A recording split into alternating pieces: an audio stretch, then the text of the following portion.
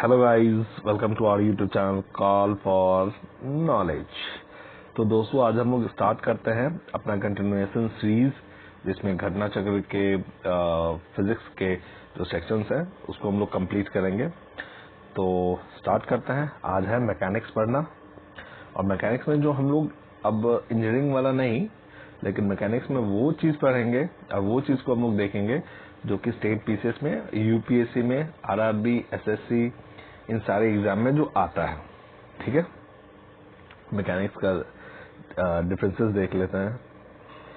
अब डेफिनेशन है, mechanic is the area of science concern with the behaviour of physical bodies when subjected to the force or displacement and subsequent effect of the bodies on the environment. उसको mechanics बोलते हैं। Weight mass का differences बोल दिया है। Differences क्या है देख लेते हैं एक बार। ग्रेविटेशनल फोर्स ऑफ अर्थ को हम लोग वेट कहते हैं। ठीक।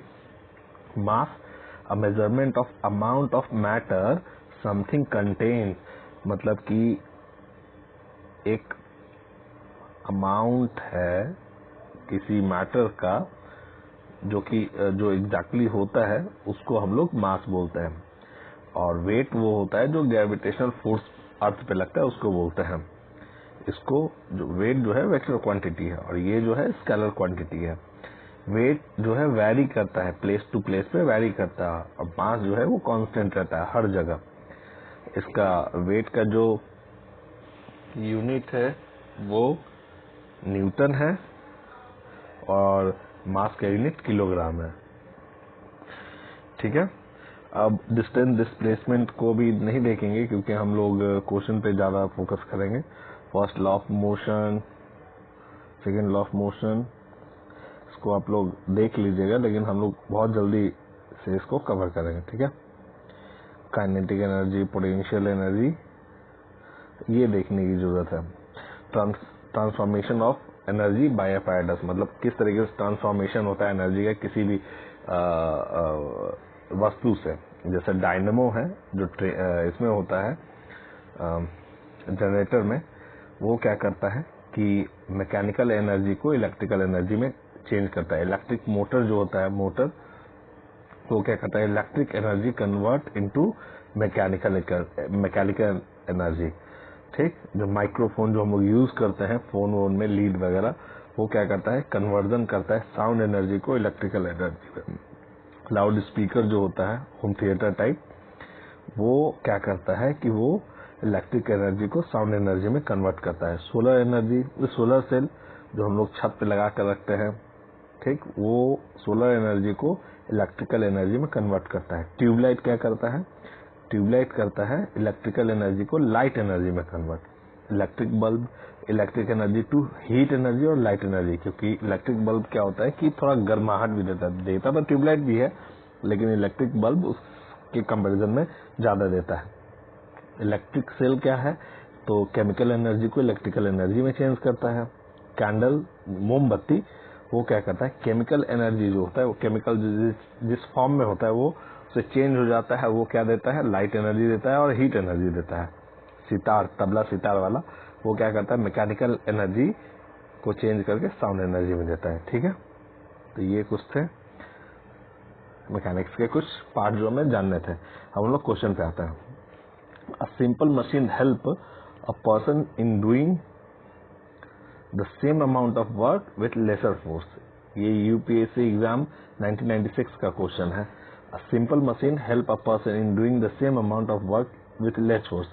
हाँ, मशीन तो यही काम करता है कि अगर कोई हम चीज के लिए मशीन लिए हैं तो वो कम समय में और कम फोर्स में काम करता है। For example pulley, lever, wheel, screw, जैसे अगर कोई सामान है, ठीक, और हमको यहाँ से खींचना है, तो अगर हम यहाँ पुली ले लेते हैं और इस सामान को लेते हैं, ऐसे उठाते हैं, तो यहाँ से खींचते हैं, तो ये नाचता है तो बहुत आसानी से ऊपर चला जाता है ना, ये इस साइड ऊपर चला जाता है। तो ये एक रीजन है। ठीक। A man is standing on sensitive balance, if he inhales deeply the reading of balance, तो क्या होगा, वो इंक्रीज कर जाएगा। कैसे इंक्रीज करेगा, the reading of balance if the person inhale deeply, अगर बहुत ज्यादा अंदर तक ले लेता है तो 1 लीटर ऑफ एयर वेट जो है उसका बढ़ जाएगा, तो मैक्सिमम जो हो जाएगा 4.8 लीटर ब्रीथ वो ले लेगा, जो कि एवरेज से थोड़ा ज्यादा होगा, तो उसका वेट थोड़ा बढ़ जाएगा, उसका वेट बढ़ जाएगा। Which of the following is not a vector quantity, vector quantity में से कौन नहीं है? तो वेक्टर क्वांटिटी डिस्प्लेसमेंट है, वेलोसिटी है, फोर्स है, ऊपर देखे थे, वॉल्यूम जो है वेक्टर क्वांटिटी नहीं है। और ये देखिए कि स्टेट पीसीएस बीपीएससी में पूछा गया 45th बीपीएससी में। Scalar quantity is defined as the quantity that has only magnitude but not direction, whereas the vector quantity comprises both magnitude and direction. Displacement, velocity, force are example of vector quantity. ठीक है, which of the following is a vector quantity? Same question repeat हुआ है, ये displacement होगा इसका। which of the following is a scalar quantity? Scalar quantity कौन है? तो इसका स्केलर क्वांटिटी हो जाएगा प्रेशर। ये सारे वेक्टर है, वेलोसिटी, एक्सेलरेशन। ये भी देखिए 65 बीपीएससी में पूछा है, तो बीपीएससी में कई तरीके का सवाल जो है रिपीट होता जाता है। ठीक, फोर्स, वेलोसिटी, एक्सेलरेशन, ये सारे जो है वेक्टर क्वांटिटी है। ठीक, जो प्रेशर है वो स्केलर है। प्रेशर का डेफिनेशन क्या है? फोर्स पर यूनिट एरिया। ठीक, which of one of the following is a vector quantity? Again अब देखिए ये यूपीएससी आईएएस के एग्जाम में पूछा गया है, तो मोमेंटम जो है वो वेक्टर है, ये सब तो हमारा क्या है? स्केलर है। ठीक है, which physical quantity is represent by the ratio of momentum and velocity of a body? देखिए 45th बीपीएससी का ये पूछा गया सवाल है, इसका करेक्ट आंसर मास है। तो momentum is a vector quantity that is a product of the mass and the velocity of object are particle. So m is equal to momentum is equal to mass into velocity. तो मास को निकालने के लिए momentum, मास यहाँ हो जाता है तो वेलोसिटी नीचे चल जाता है इस साइड, तो mass is equal to momentum into momentum बटा velocity. Force is a product of mass and acceleration, F is equal to m में होता है ना। तो ये वही दिया हुआ है, न्यूटन का फर्स्ट लॉ। ये a force can be cause an object with a mass to change its velocity, which include to start moving from state to rest, state of rest। मतलब किसी भी वस्तु को अगर स्टार्ट, मतलब किसी भी वस्तु ये चल रहा है उसको हमको रोकना है तब भी हम फोर्स लगा सकते हैं, या किसी वस्तु रेस्ट में है उसको चलाना है तब भी हमें फोर्स लगा सकते हैं। ठीक,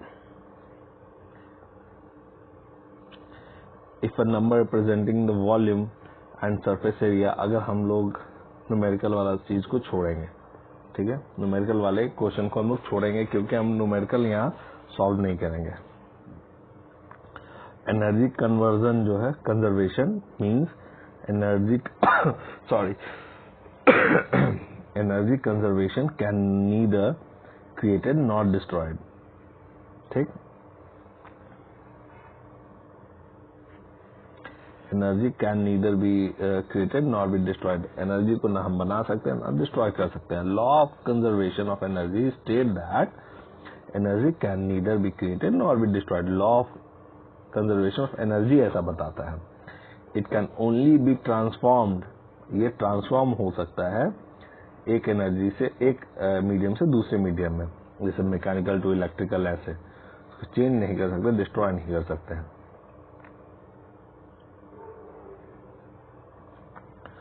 And the energy of wind is the only kinetic energy. ठीक है, all moving things have kinetic energy. जितने moving things है उनकी kinetic energy होती है। It is energy possessed by an object due to its motion or movement. Wind energy is the kinetic energy of the air in a motion. The kinetic energy of the wind or wind energy can be converted into mechanical energy or electrical energy.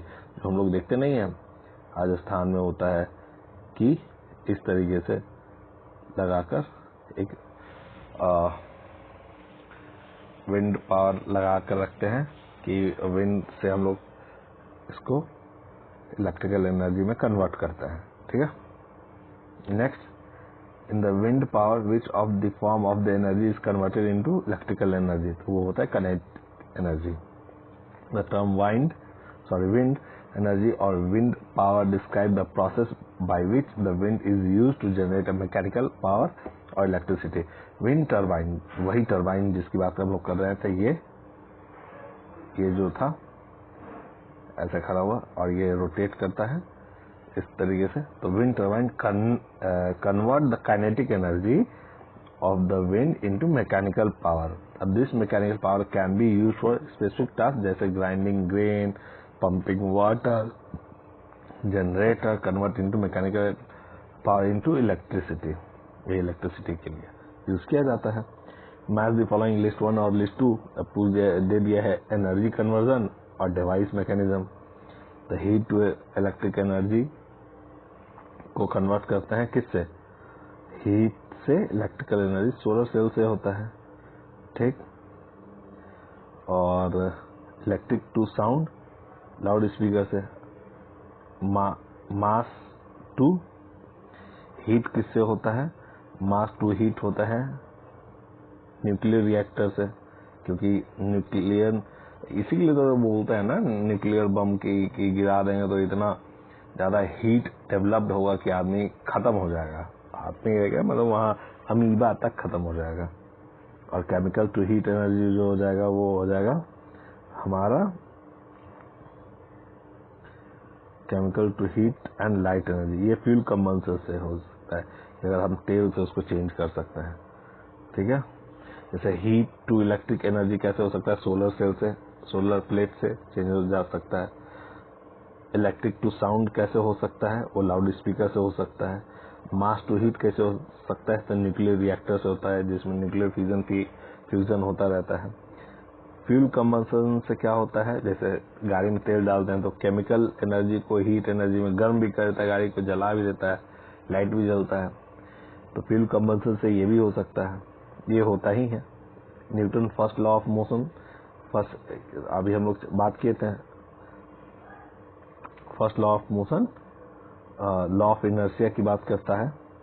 जो law of motion is also known as law of inertia. It state that if object is a rest or moving at a constant speed in the straight line, मतलब कोई object है constant speed से straight line में चल रहा है तो it remain at rest और keep moving in a straight line at a constant speed unless acted upon any unbalance force. ये कंटिन्यू चलता रहेगा जब तक इसे कोई फोर्स रोकेगा नहीं, तब तक। Inertia is the tendency of an object to remain in a state of the rest or uniform motion unless a force acts upon it. ठीक है, उसी की बात कर रहा है। As the train start moving, the head of the passenger is sitting inside, leans backward because of inertia of rest. क्योंकि हमारे रिस्पेक्ट में और ट्रेन के रिस्पेक्ट में हम दोनों बैठे हुए थे, लेकिन अचानक से ट्रेन चला लेकिन हम लोग तो बैठे हुए थे, जिसके कारण इनर्शिया लगता है जो हमारे पीछे की ओर सर टकराता है। ठीक है, उसे डेफिनेशन दिया हुआ है यहाँ। ठीक है, टाइम वेस्ट नहीं करते हैं, आगे बढ़ते हैं। Static science is associated with situation of rest.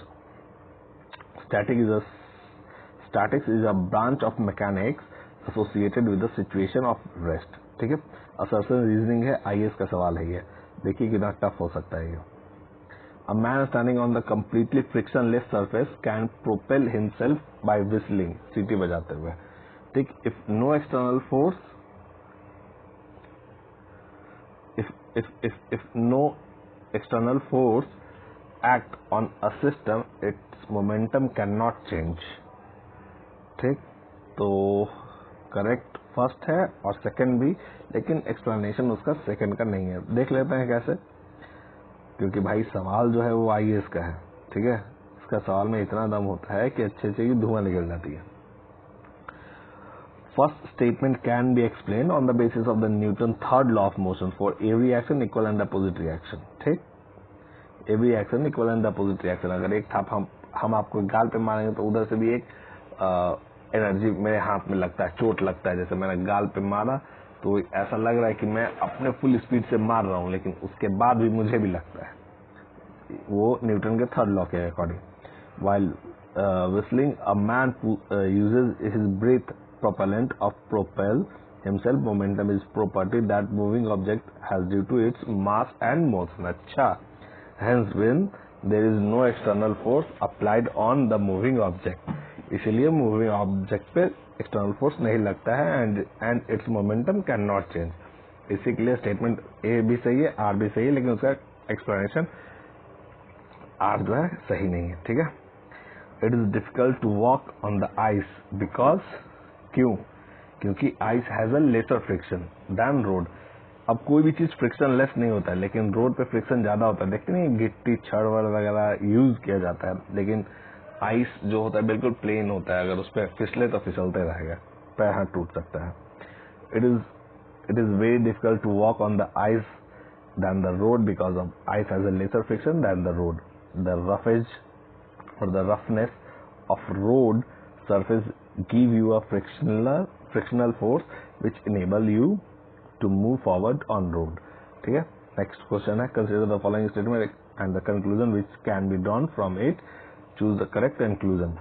Statement क्या है? In starting a loaded cart, one has pushed harder than keeping it moving. ठीक. कंक्लूजन क्या हो सकता है? कंक्लूजन ये है, there is a less friction once the cart start moving. ठीक. हाँ, जैसे अब एक बार घूमना स्टार्ट करता है चक्का, घूमते घूमते घूमते घूमते घूमते आराम से चलता जाता है. स्टार्ट करने में ही जो लगता है उसमें टाइम ज्यादा लगता है, उसमें एनर्जी ज्यादा लगता है.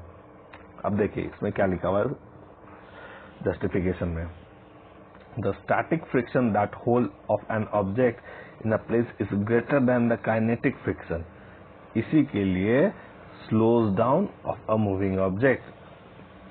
In other words, once you start an object moving, the friction decreases from the static friction and holding the object in a place. If you seen the trying to slide, मतलब आप समझ रहे हैं मेरी बात? बिल्कुल. हाँ. तो heavy box across the floor. It may be difficult to move, but once it starts sliding, it is easier to push. वही चीज बात बोला जा रहा है. ठीक है. For every action there is equal and opposite reaction. Third law जो है न्यूटन का, उसी पे बात हो रहा है. और देखिए यूपी के आरओ के एग्जाम में पूछा गया है, थर्ड लॉ के बारे में बताया गया है. ठीक.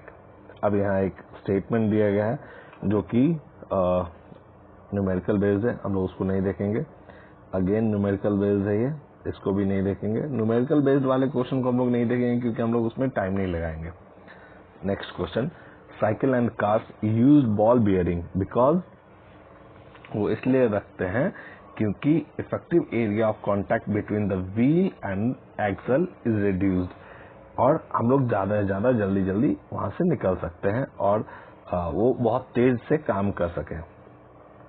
बॉल बेयरिंग इसी के लिए यूज किया जाता है. देखिए लिखा भी होगा, the purpose of ball bearing is reduce rotational friction. Rotational friction को रिड्यूस करने के लिए, बहुत जल्दी जल्दी करने के लिए. क्योंकि जैसे उसमें क्या होता है ना कि एक बॉल इस तरीके से रहेगा, फिर उसमें एक छोटा सा होल रहेगा, तो इस छोटे में ऐसे ऐसे बॉल रहेंगे. ठीक. और जैसे ये मूव करेगा इस साइड, तो ये सब भी मूव करता रहता है. तो ये बहुत स्पीड से मूव करता रहता है, जिसमें रोटेशनल फ्रिक्शन को कम होता है और सपोर्ट मिलता है रेडियल और एक्सियल लोड को. Due to ball bearing effective area and contact between wheel and axle is reduce and the friction force is also reduce. तो इसमें फ्रिक्शनल फोर्स और भी कम लगता है. ठीक है. A person is sitting in a car which is rest. देखिए फिर से ये न्यूमेरिकल बेस्ड दी है, लेकिन इसको देख सकते हैं लॉजिक बेस्ड है. एक्चुअली जो पर्सन है वो कार में बैठा हुआ है रेस्ट में. The reaction from the road to each of four wheel of the car is R. when the car runs on a straight level road, how will the reaction at the either of the front wheels vary? ठीक. इसका correct answer जो है वो है B, it will be less than are.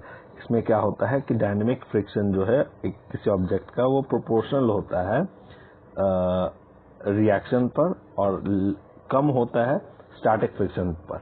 इसी के लिए इसका ऑप्शन जो है आर करेक्ट है।